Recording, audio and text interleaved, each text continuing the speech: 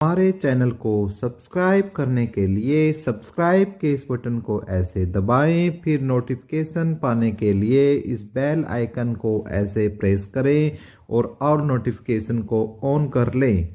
धन्यवाद। वेलकम साथियों, एक बार फिर एपिक एजू पर मैं आपका स्वागत करता हूं दोस्तों। और एक बार फिर एक जो वायरल जो जो चर्चित मुद्दा है दोस्तों, उस मुद्दे के ऊपर बात करने हम आए हैं दोस्तों। वो है हरियाणा की भर्तियां। चाहे उस पर हरियाणा 56-57 की भर्ती हो, चाहे जेई की भर्ती हो या एसपीएससी पीजीटी की भर्ती हो, एक सुप्रीम कोर्ट का एक जजमेंट आया है दोस्तों एमपीपीएससी के लिए, उनकी रिजर्वेशन पॉलिसी पर। उन पर सबसे मैं सबको आपको ब्रीफली बताऊंगा, थोड़ा थोड़ा एक्सप्लेन करके बताऊंगा, ठीक है। और आप उस मैटर को समझने का कोशिश करना। यूट्यूब पर कुछ गलत बातें उस पॉलिसी के बारे में बताई जा रही है और उसी के आधार पर बताया जा रहा है कि हरियाणा के अंदर सभी भर्तियां कैंसिल हो सकती है। सभी भर्तियां क्या होते हैं, एग्जाम कैंसिल हो सकते हैं। ऐसा एक जो भ्रामक स्थिति है पैदा करने की कोशिश हरियाणा के अंदर की जा रही है दोस्तों। उसी पर विस्तार से हम चर्चा इस वीडियो में करने वाले हैं, ठीक है दोस्तों। वीडियो को शेयर जरूर करें, वीडियो को लाइक जरूर करें और चैनल पर पहली बार हो सब्सक्राइब कर लो। उसका तरीका वीडियो के प्रारंभ में मैंने आपको बता दिया है, जो आपको फ्री ऑफ कॉस्ट है, जिसका कुछ पैसा भी नहीं लगता। तो दोस्तों मैं आपको थोड़ा सा ब्रीफली आपको एक चीज एक्सप्लेन करना चाहता हूं कि मध्य प्रदेश सरकार है दोस्तों, ठीक है। मध्य प्रदेश ने क्या किया दोस्तों, मध्य प्रदेश के अंदर जो पीएससी है उसका नाम है एमपीपीएससी, ठीक है। और इन्होंने 571 पदों के लिए एक भर्ती निकाली दोस्तों। 571। एक बात मैं पहले बोल रहा हूं दोस्तों, जिसको मैटर समझना है आखिरी तक बना रहिए, और जिनके काम का ये मैटर नहीं है वो वीडियो को स्किप कर कर जा सकते हैं। या भी हमारा साथ देना है तो वीडियो फोन को रख दो भाई, एक तरफ नहीं सुननी है तो चलाकर, ठीक है। हमारे चैनल की रीच बढ़ाने में आप काम कर सकते हो। अन्यथा जिसके काम की चीज है वो पूरा सुन ले और समझ ले, और चैनल को सब्सक्राइब कर ले, जिसका कोई पैसा नहीं देना है, और वीडियो को शेयर भी करें। तो 571 पदों के लिए क्या है, एक वैकेंसी आती है दोस्तों, और उसमें पहले प्री एग्जाम लिया जाता है, ठीक है। प्री एग्जाम लिया जाता है दोस्तों पहले, और नोटिफिकेशन में बोला जाता है कि प्री एग्जाम में जितने बच्चे पास होंगे उनका 15 गुना बच्चों को हम फिर जो नेक्स्ट एग्जाम है प्री के बाद, जिसको मेन एग्जाम बोलते हैं, उसके अंदर आपको मौका मिलेगा, ठीक है। तो ये सिस्टम बनाया गया मध्य प्रदेश सरकार के द्वारा। अब मध्य प्रदेश सरकार ने क्या किया दोस्तों, जो प्री के जो बच्चे थे वो 3 लाख कुछ बच्चे, इसमें 3 लाख से समथिंग बच्चे पास हुए, तो उन्होंने फिर मेन एग्जाम के लिए कट ऑफ बनाई दोस्तों। उन्होंने जो अनरिजर्व्ड कैटेगरी है उसकी कट ऑफ बनाई दोस्तों, ओबीसी की कट ऑफ उन्होंने बनाई दोस्तों, एससी की कट ऑफ उन्होंने बनाई दोस्तों, और एसटी की कट ऑफ उन्होंने बनाई दोस्तों। अब इनके लिए क्या किया दोस्तों, जितने भी ये 571 पद थे, मान लिया एक्स पद आपके कितने थे, जनरल में थे, वाई ओबीसी में थे, जेड एससी में थे, ठीक है। और मान लिया पी पोस्ट किस में थी, एसटी में थी। इन्होंने क्या किया कि जितनी पोस्ट जनरल की है उसका ही 15 गुना इन्होंने बुलाया, उसका कितना गुना बनाया, 15 गुना, ठीक है। इसी प्रकार ओबीसी में भी इन्होंने क्या ऐसे ही सेम काम किया, जितनी पोस्ट ओबीसी की थी ओबीसी का कितना 15 गुना बच्चों को बुला लिया। इसी प्रकार एससी में थी उनका 15 गुना बुला लिया, ठीक है। इसी प्रकार जो एसटी में थी उसका इन्होंने 15 गुना बुला लिया, ठीक है। इस प्रकार से इतने बच्चों को इन्होंने एग्जाम में मौका दिया। इस स्थिति में क्या हुआ दोस्तों, ये वाई है दोस्तों, ठीक है, ये वाई है, ये जेड है, ठीक है। तो इस स्थिति में क्या हुआ दोस्तों, इस स्थिति में एक स्थिति पैदा हो गई कि जो अनरिजर्व कैटेगरी थी, ये तो अनरिजर्व कैटेगरी है और ये सारे की सारी रिजर्व कैटेगरी है। तो रिजर्व कैटेगरी में से मान लिया कि जो इन बच्चों की कट ऑफ थी 15Z की कट ऑफ थी, यानी SC की कट ऑफ या OBC की कट ऑफ, ठीक है, इन सब की कट ऑफ क्या हो गई आपकी जनरल से ज्यादा हो गई। तो इस केस को लेकर मध्य प्रदेश के बच्चे हाई कोर्ट पहुंचे दोस्तों, ठीक है, हाई कोर्ट पहुंचे मध्य प्रदेश में, और वहां पर उन बच्चों की जीत हुई और हाई कोर्ट ने निर्देश दिया MPPSC को कि आप पहले जो 15X बच्चे आपको लेने हैं उन सभी को के जो टॉपर बच्चे हैं, चाहे वो जनरल के हो, चाहे SC के हो, चाहे ST के हो, तो आप उन बच्चों को जनरल के अंदर रखने का काम करें और बाकी की कट ऑफ फिर क्या है जनरल से कम जाएगी। यानी जो हमेशा जिन भर्तियों में होता आया है वही रूल इन्होंने बोला है कि आप लगाएं, ठीक है। इस जो ये हाई कोर्ट ने निर्देश दिए या जजमेंट दी, इसको मध्य प्रदेश सरकार ने चैलेंज किया दोस्तों हमारी सबसे बड़ी कोर्ट सुप्रीम कोर्ट में, ठीक है। और सुप्रीम कोर्ट पर इस पर सुनवाई हुई, लंबी बहस चली और अंत में सुप्रीम कोर्ट ने बोला कि जो हाई कोर्ट का जो फैसला है वो सही है और उसी को माना जाए और उसी हिसाब से क्या है कट ऑफ बनाई जाए, ठीक है। अब ये निर्देश सुप्रीम कोर्ट की तरफ से आ चुका है, जो भारत की सबसे बड़ी, जो भारत की क्या कह सकते हो सबसे बड़ी क्या है हमारी कोर्ट है। तो भाई इस प्रकार की जो जजमेंट है मध्य प्रदेश सरकार को निर्देश भारत के सर्वोच्च न्यायालय के द्वारा दिया जाता है। अब जो इफेक्ट पड़ेगा कि भाई हरियाणा में जो भर्तियां हैं उन पर क्या इफेक्ट पड़ेगा। हरियाणा की मुख्यतः 3 भर्तियां हैं दोस्तों जो जिस पर इसका प्रभाव पड़ सकता है। एक तो मैं बता देता हूं दोस्तों, ग्रुप आपकी 56 और 57, ग्रुप 56 57। अब इसके ऊपर हरियाणा स्टाफ सिलेक्शन कमीशन ने कौन सा फार्मूला लगाया है वो मैं आपको बता देता हूं। इन्होंने क्या किया है दोस्तों,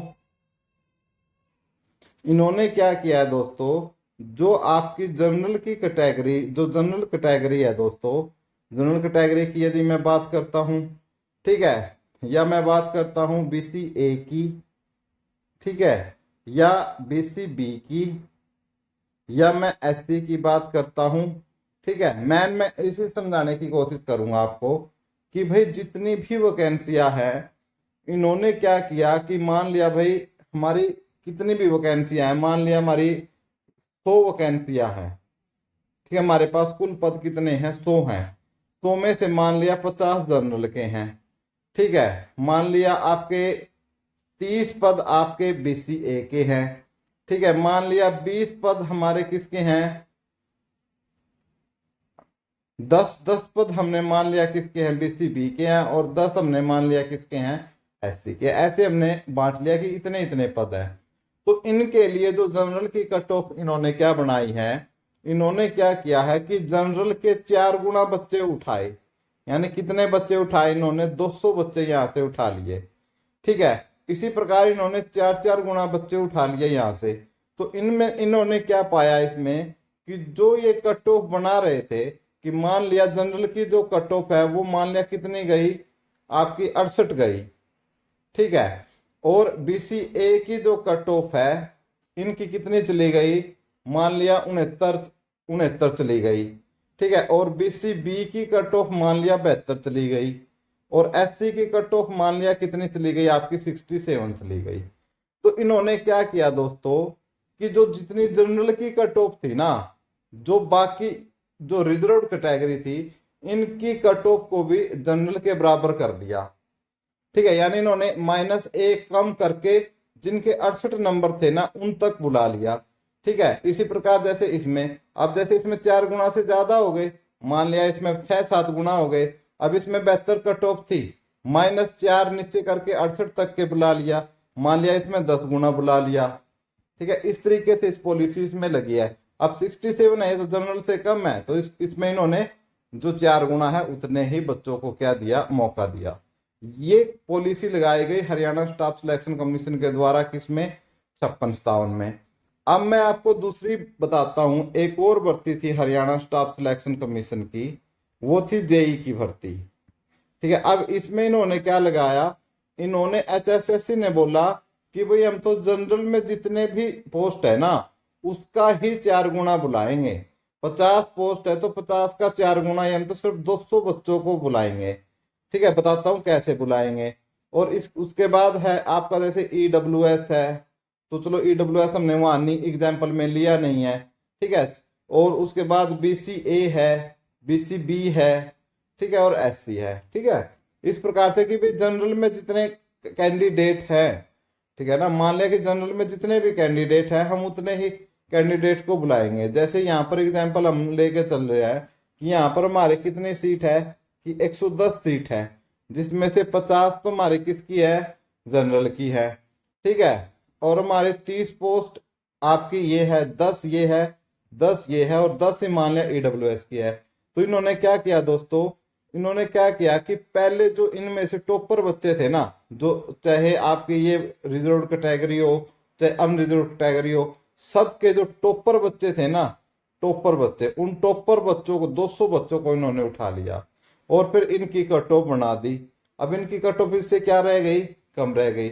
अब इस बात को लेकर क्या है, अनरिजर्व कैटेगरी वाले बच्चों का नुकसान हुआ क्योंकि 200 में आने से वो कट गए वो बच्चे। इस केस को लेकर फिर बच्चे जो जनरल के बच्चे थे वो हाई कोर्ट पहुंचे। तो फिर हाई कोर्ट ने ये बोला कि भाई हमें नहीं पता आप कैसे करोगे, लेकिन जो जनरल के 50 सीटों पर जो 4 गुना बच्चे आपने लेने हैं, 200 बच्चे, आप जनरल में से 200 बच्चों को इसमें ऐड करोगे। ठीक है, उसके अलावा जो जितने भी टॉपर बच्चे हैं ना, आप कितने ऐड करोगे कितने नहीं करोगे बाकी कैटेगरियों में, वो आपको देखना है। ठीक है, वो आपको देखना है कि और कितने इसमें ऐड करने हैं। लेकिन आपको ये तो 200 बच्चे तो प्योर जो अनरिजर्व कैटेगरी है यानी जनरल के बच्चे हैं वो होने ही चाहिए। ठीक है, ये पॉलिसी अपनाई गई जेई में। अब आता है हमारा भाई हरियाणा स्टाफ सिलेक्शन कमीशन। ठीक है, हरियाणा स्टाफ सिलेक्शन कमीशन ने क्या किया भाई, ठीक है, जैसे मैं एग्जाम्पल बता देता हूँ। इन्होंने क्या किया कि भाई जनरल में हमारी 50 वैकेंसी है ना, तो ये बोले कि हम तो इनका 4 गुना करके 200, ठीक है, जो जनरल के अंदर ही जो 200 बच्चे हैं उनको उठाएंगे।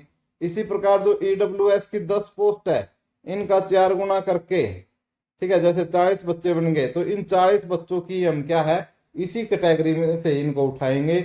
इसी प्रकार जो बीसी ए कैटेगरी है उसमें से हम उठाएंगे।